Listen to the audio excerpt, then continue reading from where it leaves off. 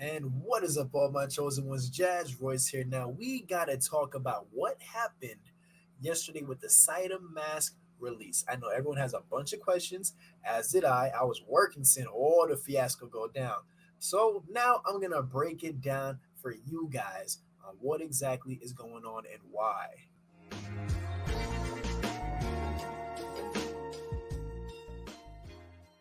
For those that are new to the channel, please hit the like button and the subscribe button and the notification bell. Leave a comment as well. Even if you're not new, please leave a like button. It helps me a lot more than you realize, all right? So, guys, we're going to go pull up Saitama right now. Here we go. In fact, let me go enlarge this for you guys real quick. Okay, guys, so as we can see here, we've been following the updates going on with Saitamask, and what it appears to be is that there has been a quick update on Saitamask. The engineering team has countered the DDoS bot attack and resolved the issue. Well, they said they resolved the issue, but the app is still not letting us log in yet. But it says the update will be reflected on backend servers immediately. However, the App Store may take 24 to 48 hours to update. This is in no way a security issue within the app, rather a malicious attack to prolong its release. All right, so this is what it's looking like right now. We are now below the fives in Saitama. You guys are probably wondering, what am I doing? Obviously, I said it. Guys. If Saitama doesn't drop Saitamask on the 8th, or if something happens in which it gets delayed a couple more days beyond the initial date we were expecting to see it come out, I'm going to keep on holding. I'm going to be cool. Why? Because it's a long-term hold for me. There's a lot of people out there that are upset because they're experiencing letdown on top of letdown on top of letdown with Saitama. And I understand. And so for those that are thinking about letting go of their bags because they just can't handle this anymore, well, not financial advice. I'm not a financial advisor, but let go of your bag. Might as well let go of your bag because Saitama is a long-term game. And I already knew that not everything was going to come out perfectly from the jump. And if you watch my streams in the past, and if you watch my previous videos, you'd hear me say it several times. I would not be surprised if something like this was to occur. And now it has occurred, but at least we have an explanation for it. Now, guys, I've been following this Saitama Twitter update page like white on rice throughout the day. Even our man, Max Equation, one of the main developers of the project, said himself, hey guys, I more than anyone was excited to release Saitamask. Today only solidified my focus, and if anyone thinks they've seen something, they have seen nothing yet. I'll be focusing on Saitama obsessively and making sure I'm focusing on the Wolfpack. Our mission is important. So, to me, that within itself shows, okay, at least they're taking accountability and they're working on it.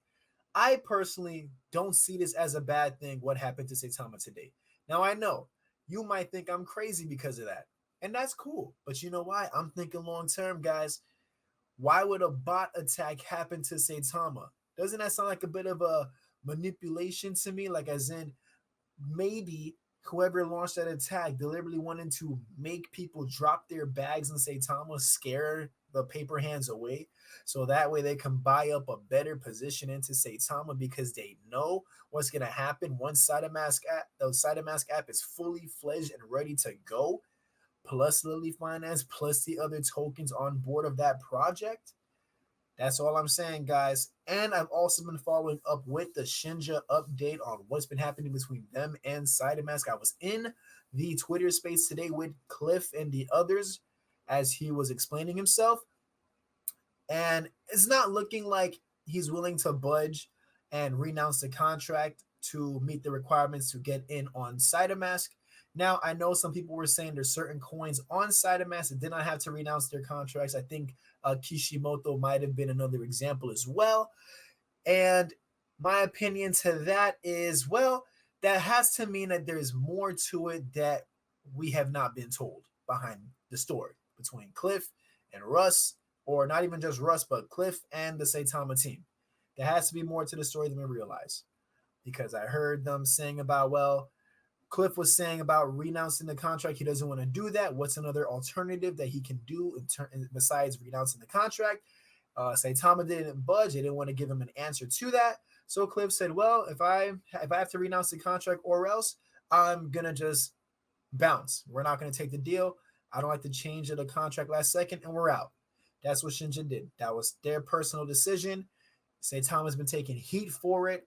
So that plus what's happening to the app with the bot attack that we're experiencing has been taking a plummet on our price. But all my long-term holders out there, you know as well as I do that this has to be some type of coordinated scheme to knock the paper hands out of Saitama, because they would not be coming after us so hard unless they really knew what type of threat Saitamask, Saita Chain, and the whole Saitama ecosystem as a whole and the Wolfpack could do to the whole entire altcoin, meme coin spectrum.